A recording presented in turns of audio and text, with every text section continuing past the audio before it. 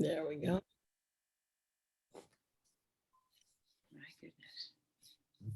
There she is. Yay. Wayne, are you doing any polls or anything? Not that I know of. Thank you, Sharon. You're welcome. I hope nobody else has problems like that. Jody emailed us. She's not feeling well, so she might not be here. I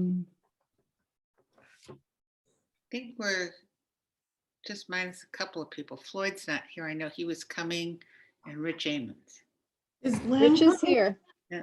Is- Oh, is sorry. Lynn- Rich is here. Floyd's coming. Marilyn's coming. What about Lynn? Is Ike? Lynn coming? Lynn is coming. Ike, what about Ike? Ike is coming.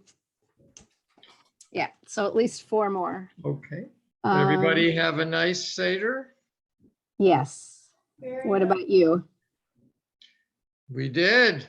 You know, she's a good cook. We did. Oh, here's Lynn Frank. Not only is she a good cook,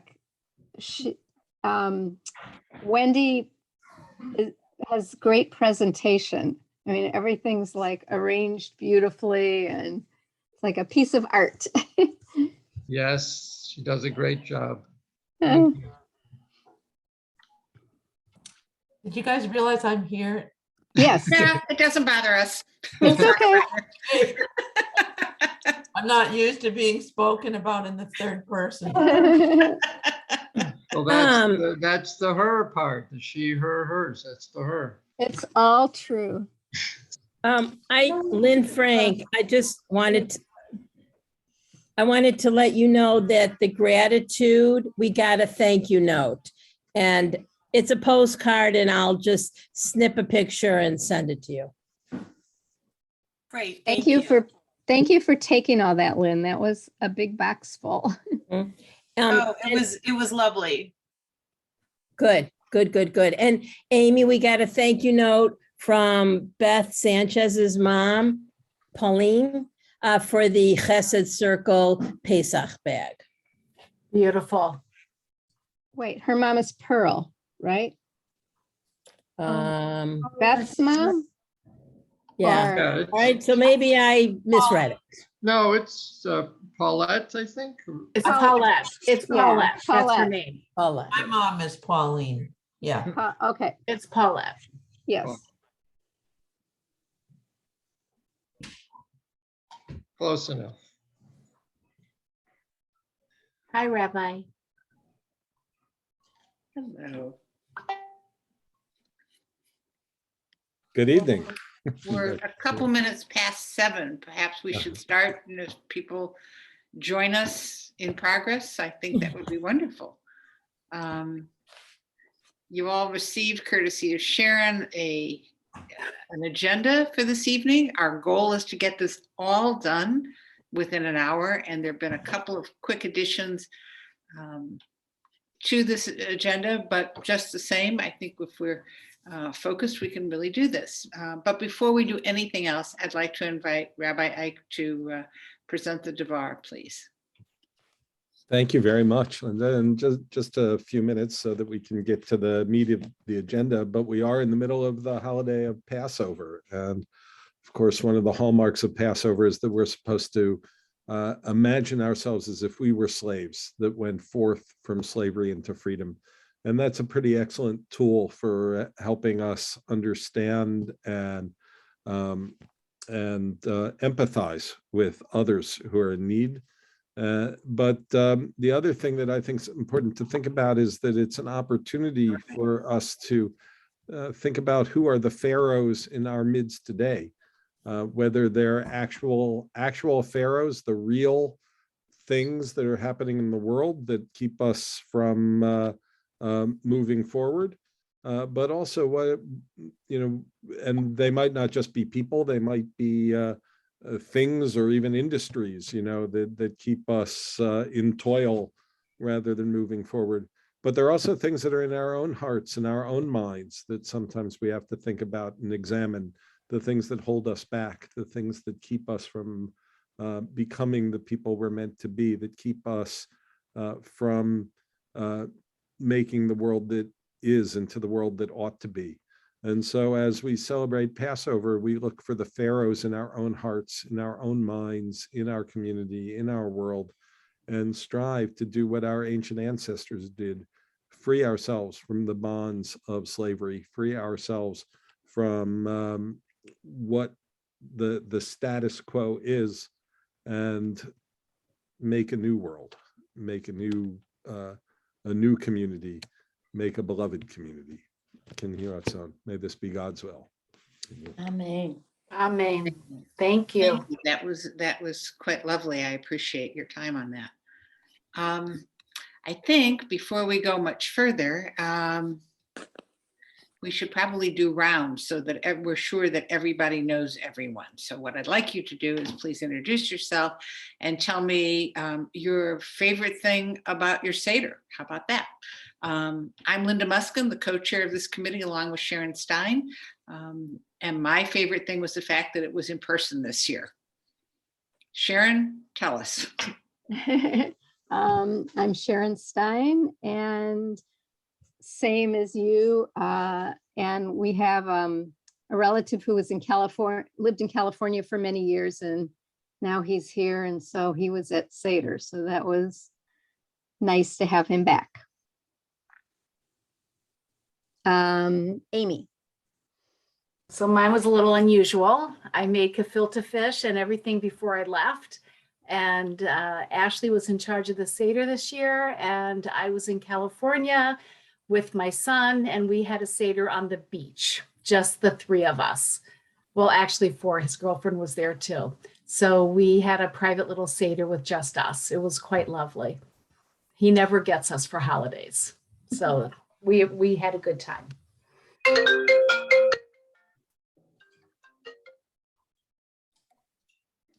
Oh, so I picked somebody. Alice. Okay, hi, I'm Alice Cohn. I'm going to say something funny about our Seder. Of course, it was wonderful to be with our family, but we usually go to my sister-in-law's, but this year she had a smaller group and then we had a small group the next night. So we have done Seders in the past, but I haven't done one in a long time. So we got the shank bone from Sunset. We put it in the refrigerator and it was in the refrigerator. And then a few minutes before everybody came, we went to get, the Seder plate ready. And we said, oh my gosh, we never roasted the shank bone. So forget that. We said, everybody's going to just have to imagine that there's a shank bone. So that was the joke of our Seder. Oh, I'm going to call on somebody. Wendy. Thanks, Alice. Pesach is my favorite holiday. I loved having people together. I've written my own Haggadah, so we always love that. But this year, I stumbled upon something in my file that is a website that has Broadway parody songs for Passover. And we sang 2 or 3 of those, and it was in the midst of the rest of the Haggadah, and it was really fun. Wayne. I'm gonna have to get that from you. Oh, Susie, you would love it. I'll send it. Yeah, you would, Susie. Yeah, like everybody said so far, it was just good, having people back together, being together, and yeah, that was about it. Lynn. You're muted, Lynn. You're still muted. Am I muted now? No. Hello, I'm Lynn Frank. My favorite part of Passover this year is that we were at my mother-in-law's, and she dug out some old papers of her father's, who none of us ever met, but he grew up in a small village in Ukraine, and his immigration papers are in Russian because everyone spoke Russian, although he didn't, but, well, he did, but anyway. The interesting part is it's dated 1915, and under race on his documentation, it says Hebrew. And at the top, as like a disclaimer at the top of the documents, it says valid where Jews are allowed to live. Wow. So he was a citizen, but not really. So we thought that was very interesting. He was with the Russian opera, and they were performing in Singapore, and he defected to the Philippines and then went to India and then escaped there and went to Seattle, and the rest is history. So we had a little history Oh, lesson. interesting. Yeah, really interesting story. Oh, I'll pick Susie.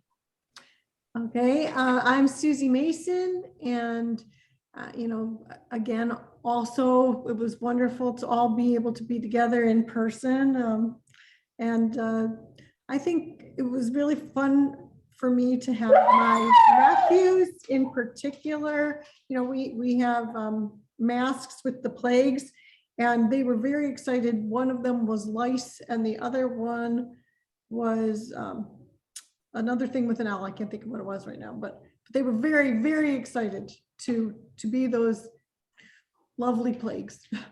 Locusts. Locusts. Okay. Locusts. Because we had the finger puppets of those. Yeah. We have little masks, and it was very fun.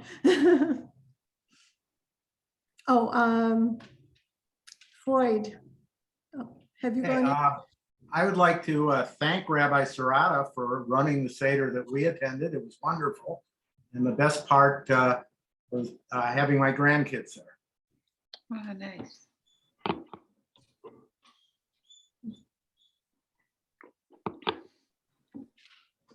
Lloyd, you got to call on someone? Oh, I'm sorry. Who's left? Vanessa. And Rich Vanessa. And Rabbi. and Rabbi. So it was a bittersweet Seder. Thank you for everyone who reached out when my dad died last week. And we were all in town. And so we continued on with the Seder. But after all those nights of Shiva, I can barely keep my eyes open. It's emotionally and physically draining, but it keeps your mind going. And I think it was especially good for my mom to have everybody together. So thank you all. Rich.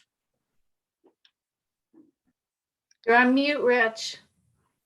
He's on the phone. What? Yeah, I got off. I hung up on my brother. Rich Amond. Okay, so actually, we had a small Seder in person last year with immediate family who we had been spending time with. However, this year, my son came in from New York, and I'm thinking about it.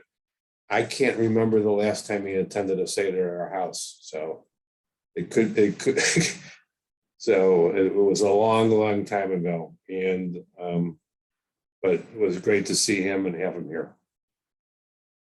Oh, I get it. Last but not least is the rabbi.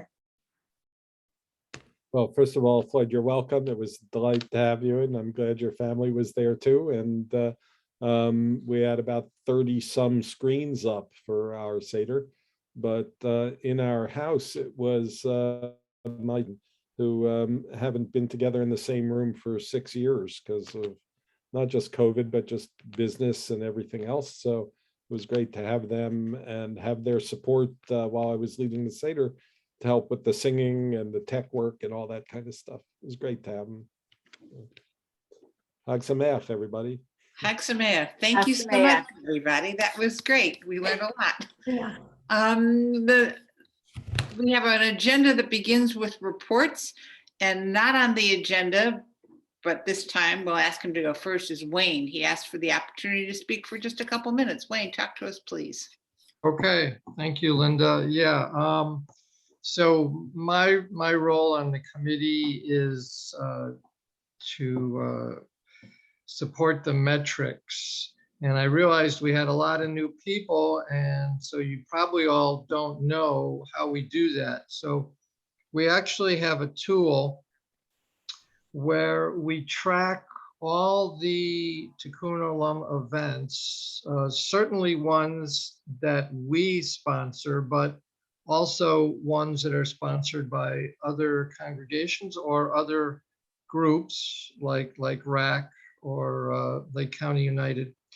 And what I ask everybody to do is, if you attend one of those, is to send me the names of all the other people that attend. Certainly, it's a lot easier when you're on Zoom. You have the whole time to scroll through all the pictures. I realize it might be hard in person. And when I say all the people, we certainly want all the Macomb people. We're not really tracking other people, but we want to know what the event is, when it was, who sponsored it, who attended. And I will send an email tomorrow to all of you with more information about this and the link so that you can see what we have. So this is a tool for you to use. We can use it to say things like, you know, we sponsored 20 events this year, or we had 300 people participate. But we can also use it to be proactive in the sense that maybe we're having some sort of event around gun control or immigration, and we can look at the data in this database and say, well, you know, Floyd has gone to every gun control event, so maybe we want to get Floyd involved in this one somehow, rather than just as a participant. So I will pass that along to you in the morning with an email, and certainly if you have any questions, you can reply all or just reply to me and I'll help you out. And feel free to click on the link and poke around and see what's there. Thanks, Wayne. I had no idea. This is good to know. Yes, I realized we have all these new people, so, yep. Excellent. Thank you so much. Thanks. Okay. Next on the agenda is Susie and the programming committee. Susie, can you give us a peek at what's going on in the immediate future? Well, the next thing is the special climate Shabbat, where Macomb, Solel Lakeside is getting the special certificate from the National Wildlife Program. So that's coming up on Friday, this coming Friday. And then the next program is the one in May that we have so far, which is the Andreas Tapia one for DEI. And we are still trying to figure out a speaker about Ukraine. So that's something hopefully we'll be able to resolve here tonight. I know Vanessa's working on that, and I don't know if we have any other options.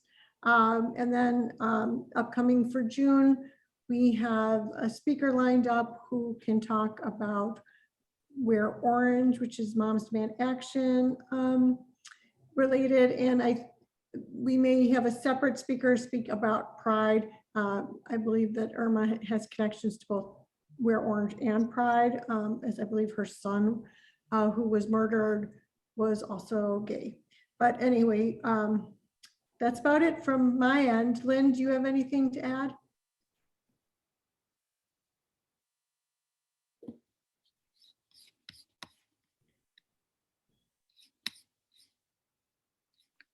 So along with the needing to decide on the Tikkun Olam Shabbat speaker, we don't have a collection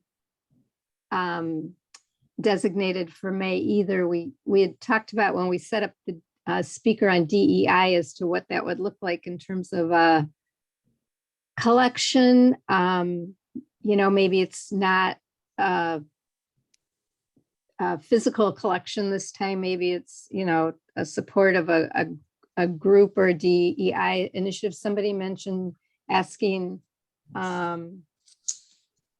the speaker, Andres, if he had a suggestion, or but Vanessa, I know you had some thoughts on maybe someone who might be able to speak. I know you already reached out to somebody who couldn't, Right. So I have a Zoom meeting with this woman is Israeli. She's in Poland now helping the Ukrainians. I think she works at the Baltimore Federation. So I'm going to find out more about that. And what I would say for May is that the cereal boxes, we need 1,200. So if we can keep those coming in, that would be great. How many do we have now? I don't know. We have, tonight's the third night of the Omer, right, Rabbi? So we have, I don't know, 6. That's right. So there's 6 on the Bima right now. So tomorrow we'll add 4 more. It looks to me like we have a couple of hundred, maybe. That have been Maybe. donated. I possibly. So that means we still have 1,000 boxes to go. Got it. Okay, maybe we'll put that in as a reminder for people who are coming this Friday night for the That'd be great. Tikkun Olam Shabbat should also bring cereal. I know I Oh, haven't brought mine wonderful. yet. I brought mine, but I'll bring more. And Wendy we'll has her also hand up. do the counting of the Omer on Friday night, so people will see it. Actually, you start to get the picture of it once you start to see boxes on the Bima. Right. So I just had an idea for a Ukrainian topic speaker, Vanessa, if your contact doesn't come through. So I sing with Kol Zimra, and our director is Cantor Pavel Reutman, and he's Ukrainian. And I am sure that he would do a recording for us because he has his own pulpit where he is on Friday evenings. But I'm sure he could do a recording for us if that would be helpful. And he is not a past clergy member at synagogue, so there shouldn't be that kind of issue. So I'd be happy to ask him if your idea didn't pan out. Okay, yeah, I can reach out to Pavel. He knows me as well, and Okay, so yeah, we'll see what we can do. Because also Alex Tansky, my colleague, he could probably also videotape something. So give me this week and then we'll find out. Okay, thank you. And also, maybe we should do a collection that's not physical in addition to the cereal boxes. So we have the cereal boxes, but then also ask people to make a donation somewhere that would be more DEI themed appropriate.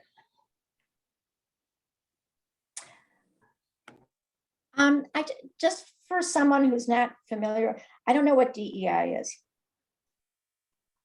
Well, as it happens, Wendy's going to talk all about that. So I don't Oh, want okay. to jump the shark here or anything, but No, it's just you're talking about it and I have no idea what it is. So. And we want to welcome, I see Marilyn's here now, so glad you. Hi, Marilyn. Sharon, when did you want to address the question? Sure, and then Linda, can I just glide right into my Oh, sure. presentation? Okay, Alice, DEI stands for diversity, equity, and inclusion. Oh, And thank you. And since I did read your thing, but it's not in my head. Okay, no, that's fine. So I did send out a report. I realize it's long and you didn't have a long time in which to read it, but here are the highlights over the next 4 minutes. This initiative started in January of 2020. It's had 3 phases, and with each phase, we added more people to our task force. In the first phase, the charge was to identify how could we, Macomb Solo Lakeside, become a more belonging community.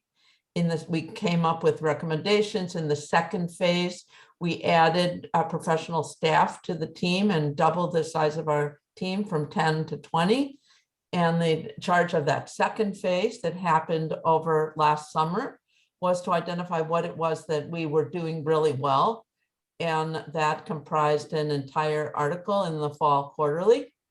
And then for the third phase, we added another 10 or 12 or so people, 35 congregants and staff members were involved in total. And in the third phase, the task force articulated recommendations across 7 different areas. So those were communication, marketing, outreach, adult education, Tikkun Olam, worship, love learning, and the building and sign and infrastructure. That's 6 because we moved outreach into one of the other categories. So we came up with approximately 17 recommendations. We had a meeting with the board a week ago this evening, and they approved our ability to go ahead. The fact of the matter is that many of those recommendations are pretty exciting. The lion's share of them are already underway. But the big headline for our group is that the executive committee recommended that we have a permanent DEI presence within the Tikkun Olam committee.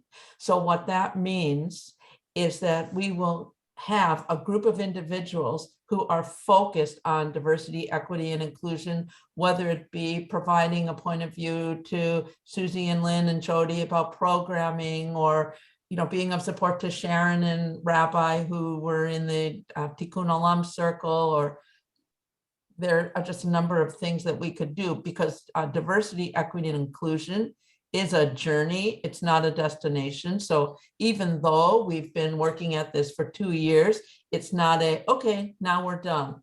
It's how are we doing? How can we continue to do better? So I'm going to stay on the committee in that capacity. I'm going to try to surround myself with others who were involved in the task force. And we're going to meet with Jen Gordon, who's the incoming president, at a date to be determined soon, just to ascertain exactly, what she would like our focus to be. So once I know that, I'll come back and report back to the committee. But it's very exciting because we did get the board's full-throated support for this, and we had a lot of, as I said earlier, congregants and staff members very deeply involved. So it's exciting, and stay tuned. Thank you very much. It is exciting. Floyd, your hand's up. Talk to us. I have one comment I'd like to make to Wendy. And first of all, congratulations on the entire project. I think it was quite the undertaking, and you're doing a lot of great things. In particular, I was very pleased to see the in wording, specifically interfaith, as part of the inclusion effort. And this obviously very, very important. And I would just encourage, as these projects mentioned in your document, Wendy, go forward, we don't lose track of interfaith, but include it as one of the keystones of the effort. The thing I wanted to mention to this group is, and Wendy, you may not even be aware of this, there's an effort underway, and it's being undertaken, or at least coordinated, through the Center for Radically Inclusive Judaism, which is Ed Case's group out of Boston. And they've got some initial data, nothing really definitive yet, but the initial data shows that Jews of color have a much higher interfaith marriage rate than Caucasian Jews. And of course, that just ties everything together. It says you're helping interfaith families. You're even more so helping diverse interfaith families. I just wanted to point that out. That it's not public information yet, and they're working on it, but I found that very fascinating. I think they had some information from Toronto that had the intermarriage rate among Jews of color a full 20% higher than among Caucasian Jews. So it's an important thing to keep in mind. And I wanted to point that out. Thank you again, Wendy. Oh, you're welcome, Floyd. And thank you for lifting up interfaith. So what I did not mention in my remarks was that there are a number of areas of difference that were addressed in the work. And if you read the whole report, you saw that within, but those areas of difference in no specific order are disability, age, interfaith, gender, LGBTQ, and racial and ethnic diversity. So it's not that one of those areas of difference is any more important than any of the others. We addressed all of them. And that's what we mean by being a more belonging community. Any other questions?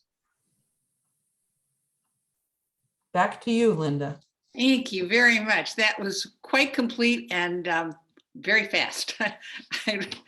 I appreciate you outlining all the areas that it touches. I think that's very valuable. And Floyd, the information about the intermarriage between Jews of color versus Caucasian Jews, I thought was really interesting. If you get updated information on that, I'd be interested in hearing about it.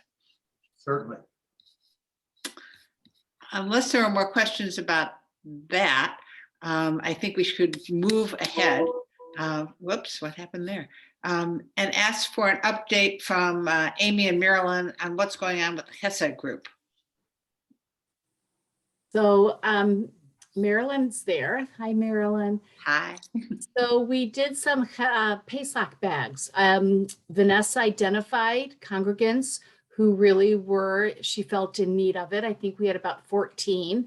I gathered a group to be able to deliver them because that Wednesday I was actually leaving for California and Marilyn is still in Sarasota, soon to be home, I might say. And we put Holly and Stacy filled our beautiful Macomb bags with a box of matzahs, some jellies, some macaroons, some magnets, and a yurtzeit candle. And I don't think I missed anything in there. And then we delivered it. And Vanessa said, today we got a thank you from Paulette. Go ahead. We started with our congregants who are in retirement communities and assisted living. So, and we're happy to add other people to these lists. But I think I can't thank you all enough because in the end, I was out of the office as well. But people were so thankful, and it gets more people involved in the packing and the delivering. It took a community and we did it.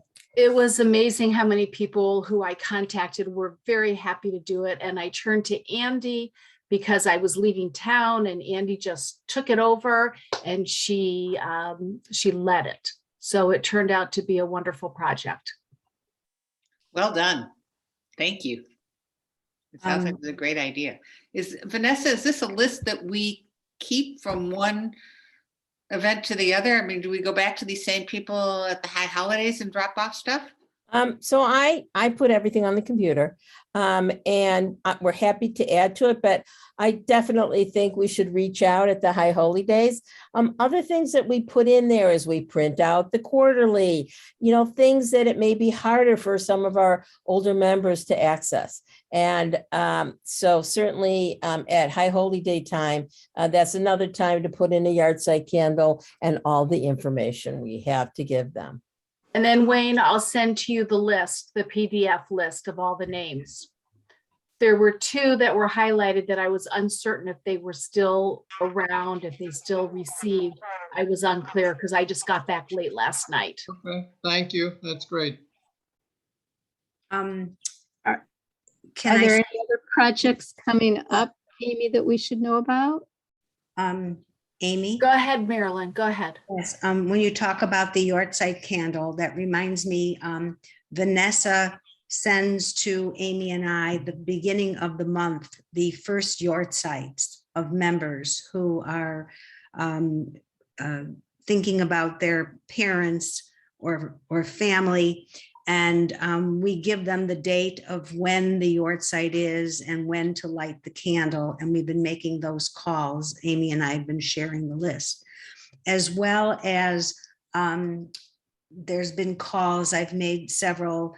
There's names of people who we recognize are ill. We've got some from the office and some we recognize from class. And Vanessa gives us permission as to which names can be called. So several have been called and there's been a lot of appreciation for that. And then Amy, you tell them about the soup. You were delivering soup. Well, we kind of put a hold on the soup, Marilyn, right now because of COVID until we were delivering it. Yeah. It was, yeah. I actually did give it to a couple people, but I think we decided that we weren't going to make it out there as of yet, but it's still something to talk about. Right. And then Vanessa, we talked about when we were the mitzvah committee, we had jams that we, with a beautiful note that cantor and rabbis could take to homes when they visited homes of mourners, or for whatever reason, hospital, or for whatever purpose, they were at the office and used in that way. Again, because of COVID, it's, we're having a slow startup with that. So Right, but but it's. I will it's absolutely bring something it up that to we clergy. had talked about, and it was very successful in the past. And I think it's something that we were thinking about, and we were even hoping that there's 1 or 2 members who offered to help make the jams. So that would be really special when COVID is a little more under control. Boy, that's the magic word, under control. It sounds like not only do you have a good activity going, but a good direction for what's going to happen next, assuming that we're all back to normal in the near future. I'm sure you all saw that just today, the mask mandate for airlines was overturned. So maybe we are moving in the right direction. I don't know. I don't know if the courts think are going to determine our healthcare. That's another issue. Anyway, thank you very much for your report. Rich Amons, can you talk to us for just a minute about what's going on with RAC Illinois and the other people that you are connected with? Sure. Yes. So the first thing is the RAC Illinois campaign for this year was Shomer Shelter, which was House Bill 2775. And I think everybody knows, but if not, it did pass on April 7th. The vote in the Senate was 30-17 and the House was 62-43.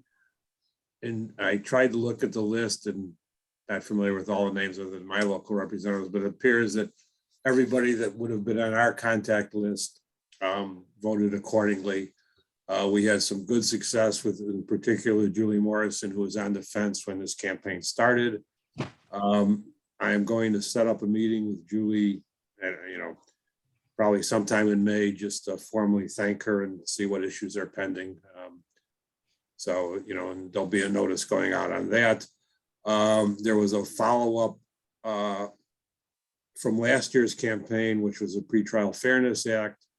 And this is where, as expected, there was legislation pending to limit the effect of that act, particularly in electronic monitoring and some other issues that would affect the parole. This was successfully blocked, I guess is the only way I can phrase it. Most likely it'll come up.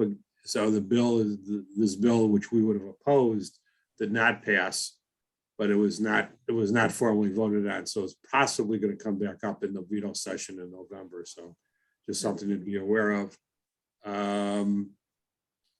The other thing going on from two other things going on from the RAC is, and I think Wendy's been promoting it, as the Leading Change Summit, which is sponsored primarily by the URJ. It's going to be entirely virtual. It's 3 days in containing 4 tracks. There's a track on Israel. There's a track on,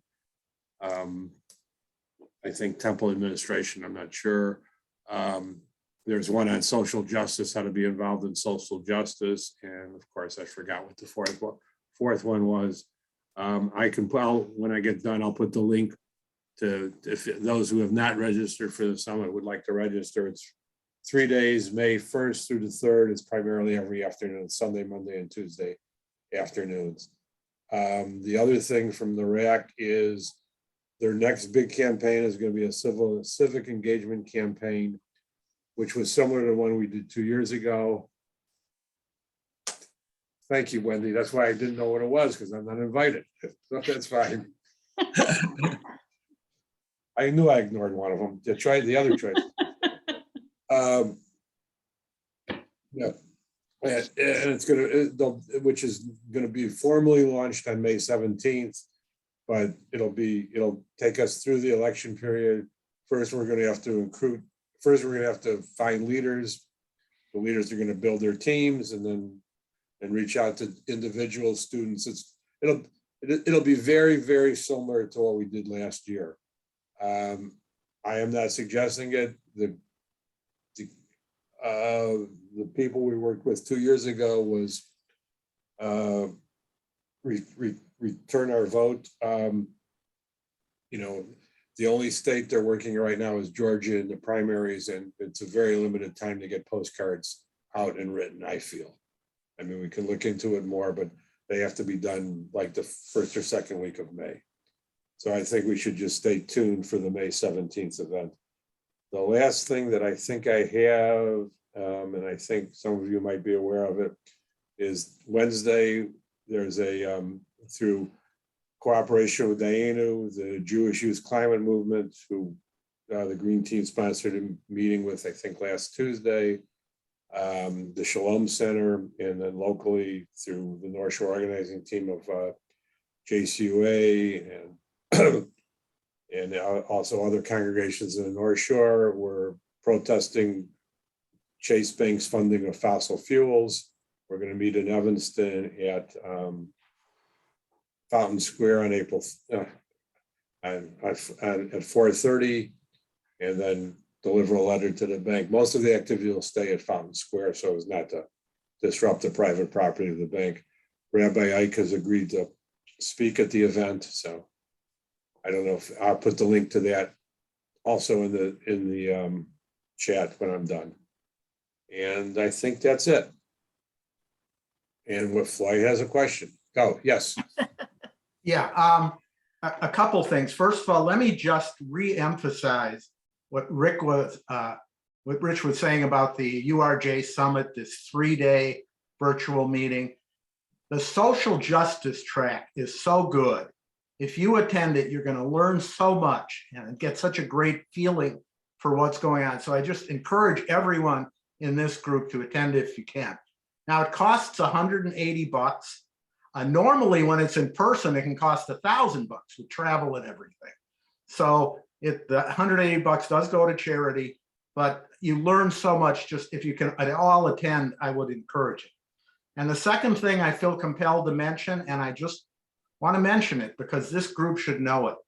Rich mentioned this Dayenu program where they're protesting the fact that banks are funding fossil fuels in Russia, which is helping Russia against Ukraine.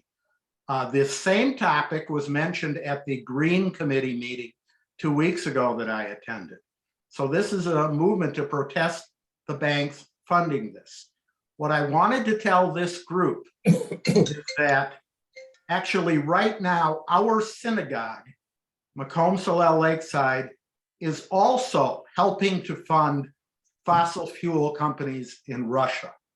And the way we're doing this, let me explain it. It's done by our endowment fund. A few months ago, Jay Futterman spent a lot of time and did an extensive study of our endowment fund. And Jay looked at everything they were investing in, and he concluded there were three areas of clear problems in terms of what we were investing in. There were other gray areas, but three were clear. We were investing in fossil fuel companies, we were investing in coal companies, and we were investing in Smith & Wesson, the gun manufacturer. And this goes directly contrary to the Dayenu program that Rich was just describing. Now, let me applaud our endowment committee. They have published some procedures, and the procedures say that they can consider environmental, social, and government issues in determining what they invest in. But the three areas that they're investing in, Jay ran the numbers, and the numbers that existed at that time show that approximately $138,000 of endowment money was invested in these three areas. I think this group should be aware of that. If we want to do anything about it, I think it should be done on a totally friendly, informative basis with the endowment committee. This is not a time to butt heads, but I think this group should know what I just said, especially, Sharon Stein sent out the email about the Dayenu effort, and I read it about protesting these banks, and that's all good, but our synagogue is doing the same thing. And, frankly, it could be a very easy problem. Our endowment committee has a money manager. If they wanted to, they could have just informed the money manager to do something. So I wanted everyone to know about it and see where we go from here. Wendy? Yeah.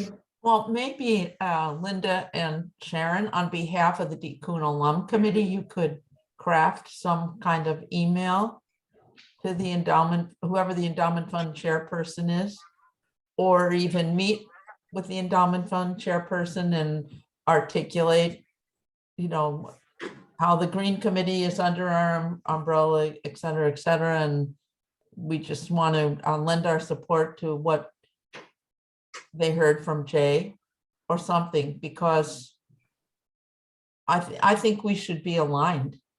And that's clearly out of alignment with who we are. That's the first thing. The second thing about whoever posted about the Leading Change Summit, I just wanted to add something. Yes, it is over a 3-day period, but it's only through the afternoon hours. So it's not as if you have to sit in front of your Zoom screen for 8 hours a day. That's not what it is. And it's been very carefully crafted. As soon as the URJ knew that we had to pivot to do a completely online conference, it's really been crafted to be energizing and engaging. There's some absolutely terrific speakers. So I encourage you, and as Floyd said, instead of spending $1,000+ for hotel, transportation, food, it's $180. So I'd encourage you to think about it. It's going to be great. Thanks. And let me offer this. I'm the financial person for this group. So if anyone in confidence wants to get some kind of stipend for the 180 or a part of it, there's probably some money in the temple we can access. So please, in confidence, just email or talk to me and we'll see what we can do. Sharon? So first a question about that. How many members, there's also a lower rate if you're from a small synagogue, and I don't know if we would qualify for that. Did anybody else see that in the registration? Or anyway, we should We do find not that out. qualify for Yeah. that. We're not We a do small- not. No. We're too big Okay. for small. Yeah. All right. And back to the endowment fund. Floyd, you know, did Jay or did the Green Committee work up any kind of a response? And if not, Okay, and let me clarify one thing. Great question. The only two people who knew about Jay's research were Jay and myself, and we were kind of figuring what to do with it. So the Green Committee in total did not know about this research, but Jay put in hours and hours on this, and it kind of slid into the background. But now with what's going on in the Ukraine, I think it's appropriately rising to the forefront. And Rabbi, if you have any suggestions on how to proceed, as I said, we want this kind of be, the endowment committee has said they will consider environmental, social, and governance concerns. And these are such concerns, so we're just calling them to their attention. Right. Well, I do think a note from the chairs of this committee might be the way to start, just with the idea of opening dialogue and talking about it. From what you were saying in terms of the amount that we have invested there compared to other things is relatively small, so it should be a relatively easy fix, right? To move that amount into some other kind of investment and stuff. So yeah, the percentage thing is a great point, Rabbi, because there are nonprofits all over the country who have done the type of thing we're contemplating doing and divesting from fossil fuels and from Russia. All kinds of groups from Yale University to state pension funds where the governor of the state are both Republicans and Democrats, the New York firefighters, and all of them, it's a small amount of money. So it's pretty easy to do. And they've done it intentionally to be symbolic as much as anything else. So yeah, it's a small amount of money for everyone. Everyone has the same issue. And you're right, that certainly makes it an easier issue. Yeah. I think that's a great idea, crafting a note. I think we'd want to do it with Jay, just because he did the research, and if I don't know, Linda, we can talk about this. I don't know how other people feel, if that would, be appropriate. Also, these stock managers are used to this even from individuals. I know when I got involved with the gun violence prevention issue, and I went to our stock advisor and said, I don't want to be in, it wasn't a problem at all to switch to funds that weren't supporting gun manufacturers. So, like you said, Floyd, I think this is in everybody's awareness now. Well, assuming everybody agrees that we should reach out to the endowment committee, Sharon and I will draft that email. We will work with Jay Futterman to make sure that we know what we're doing and have his research. Floyd, thank you very much. We're happy to loop you in on this too, if you'd like. Just your guidance. Actually, I'd appreciate that if you would. Thank you. You bet. Thanks for bringing Happy it to our do it. attention. Susie? Yeah, I was just going to say thank you for bringing it to our attention also. And if you want people, to sign on, I'm happy to sign on as well. Excellent. Thank you. I'm assuming nobody in the group objects to us doing that. That's correct, right? Right? Good. Okay. Excellent. Thank you very much. Is there any other old business, or can we talk for just a hot second about new business? Well, Floyd, did you have something else besides that issue? Because you had said you wanted to. One was encouraging the summit, and two was Okay. that. Great. In that case, Rabbi, can you bring us up to date on the ambulance project for Israel, please? Sure. So we talked about this a few months ago a little bit.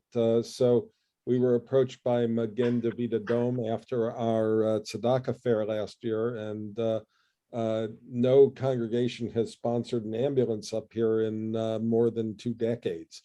So we've been talking about how we might do that. And so the first step has been to reach out to a couple of other rabbis at some of the other congregations that also don't qualify as small congregations out here in the northern suburbs, and see if they might like to get involved in this with us.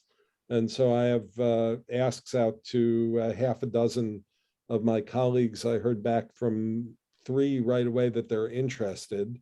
So we've got some partners who might like to do this. I'd like to get a couple more of the large congregations on board if I could, and then I'll reach out to some of the smaller ones as well and see if they'd like to be on board, and see if we can't do an ambulance for Magen David Adom in the northern suburbs. So so that's the plan. The fundraising total is I think around $120,000. They are very much in need of ambulances right now because among other things, Magen David Adom has been welcome in the Ukraine, and they have armored ambulances that they've used in Israel, and now are in the Ukraine.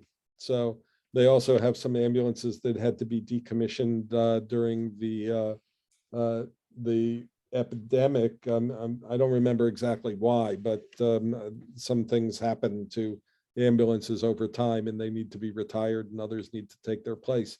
So so there's real need for it right now. So it's I think one of the least controversial organizations we could deal with in the Middle East. And they have there's a lot of really great stories we can tell about them. Among them, of course, what they're doing in the Ukraine at the moment, where they rescue anybody who needs rescuing. You don't have to be Jewish for sure. It just so happens that the first person they rescued was a 98-year-old Holocaust survivor, brought her from the Ukraine to Poland. Wow. But also in Israel itself, they serve whoever is in need. It doesn't matter what faith or race you are. And their staff is incredibly multiracial, multi-ethnic. It's quite lovely, actually. So a very interesting organization that is really above politics in many, many ways. So the biggest political thing about Magen David Adom is that they are the Israeli Red Cross. They are not recognized by the International Red Cross because, well, depends on who you ask, but I would say that it's anti-Semitism, frankly, in the International Red Cross. They have accepted the cross, of course, and the crescent in Muslim countries, but they don't recognize the Star of David. So. Wow. I will say the American Red Cross has very much been in favor of accepting the Star of David as an internationally recognized symbol, but the International Red Cross has thus far refused. So. Well, as you sign on with more, if you get more congregations to sign on with this project, please let us know, because I think this is a huge opportunity for us to promote within the congregation. Great. It was, they also had a wonderful presence at our Carnival of Action. They were really terrific there. So that would be another loop around this year as well. Right, and that was it. They felt so good about us. They loved it. That they approached me about this. So yeah, it was wonderful. Excellent. We have a few more minutes, and I'd like to Amy, you gave us a great lead into this, the Carnival of Action. What are we looking at for doing that? Is there any plan afoot? Does anybody want to be responsible for this? What does it entail? Okay, So, like I like to say, this is the Rashi. This is the explanation behind it. At Legacy Solel, you all did it on MLK weekend. We did it in the spring, and then there was COVID. And so last year, I scooped up a weekend that we could do something outside. And if you've been at Macomb this week, the tent is back. So that mitigates some bad weather in the Midwest. And, if we want to do something, obviously we need to check in with Ashley and look at the calendar and see what, but it was a great morning and for everybody to see each other. And I think Ashley is starting school after Labor Day, but, all of our schools go back the end of August. So, I don't think I wouldn't do it on Labor Day. No, no one's bar mitzvah. Right. No.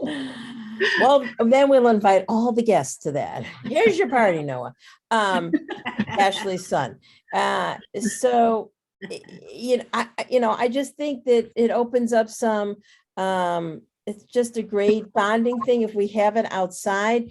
Even if the variant, I can't even go there. I really cannot go there. But, it was a great morning. I would be willing. I mean, I did it last year. I just couldn't be there physically because I just had major surgery. But if I had someone to work with, I would absolutely do that again. It was delightful to work on that. Sharon? And we're not going to have time to finish this discussion tonight. So I think we're going to start it and then think about it, and then it'll be top of the list for the next, but I want to broaden this out a little bit. Linda and I have been talking with people in the congregation the last month, clergy, administration, whatever. So we have our set programs. We have Tikkun Olam Tuesday and Tikkun Olam Shabbat once a month. But there's other special events that we've been involved with. So the carnival last fall was wonderful. Amy and Diane organized it, and Wendy was a big piece of that. There's been mitzvah days with the involving the religious school where there's, projects, hands-on projects. There's been some talk about having a more real opportunity for Martin Luther King Day, like an interaction with, masks for the children at the children's level. And then a new initiative that's come up through the DEI project has been a Juneteenth Seder. I don't know if you're calling it a Seder, but a Juneteenth get together also where we partner with some other groups to have a real experience. So I think we want to think about, these are big events that take a lot of time. So what we want to be involved with, are these going to be yearly events? You know, do we do this carnival every year? Do we do it every other year? Who our leaders would be, what we have the, how we recruit then people to work on it, because these are time intense projects and all wonderful. So just wanted to kind of lay out, you know, what we've been asked. And we didn't think these up. I mean, you know, people have said to us, maybe this is something you would want to help with or be involved with, you know. So what do we want to be involved with? What would be meaningful experiences? Who would be the leaders? And thank you, Amy. That's for your offer to help coordinate that again. And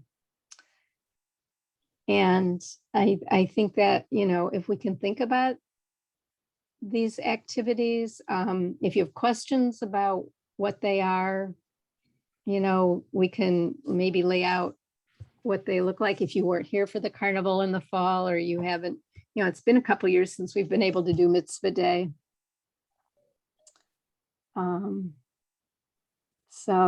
So that's what we, you know, need to talk about. Is there anything else you wanted to add, Linda? No, I think that you set it up very nicely, that this is something that we're bringing to the table. We need to figure out how to prioritize these things and how to manage them. And this is the beginning of that conversation. We'll talk more about it at the next meeting until we iron it out and we know where we're going. Speaking of the next meeting, Sharon, the date. Well, so that's another question. First of all, I want to thank Alice Cohn offered to take the minutes for tonight. So thank you very much, Alice. We appreciate it. And she will be writing up our Kahila articles from now on. So it was great that you were able to be here tonight, and thank you for doing the minutes. So our next meeting is scheduled for May 16th. That's the same week as our Tikkun Olam Tuesday and our Tikkun Olam Shabbat. So that's a third night that we, you know, I didn't know if that was too much Tikkun Olam for 1 week, or if we had the option of moving it to the week after, or what people thought. Or we want to just leave it that, you know, all in a row like that. Does anybody have? So what is the date you're looking at?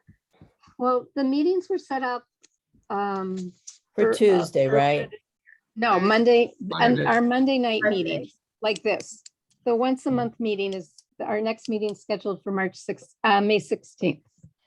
Well, I have on some calendar, I'd have to go look because it's I Lake see County that too. United Assembly. I don't know what that Oh, means. you're though. right. You are right. Yeah. Yes, thank you. Listen, I only go to the calendar. I try to put things on it. I don't know what that means, but my personal calendar is purple. It's in pink. So it's from someone else's calendar. Yes, they're having a virtual General Assembly to share information about all their projects that are going on, and also talk about the housing, the affordable housing initiative. That's the big Oh. one. So that would be also another reason to avoid that night. Yeah. It's up to you all. Well, Just let me know.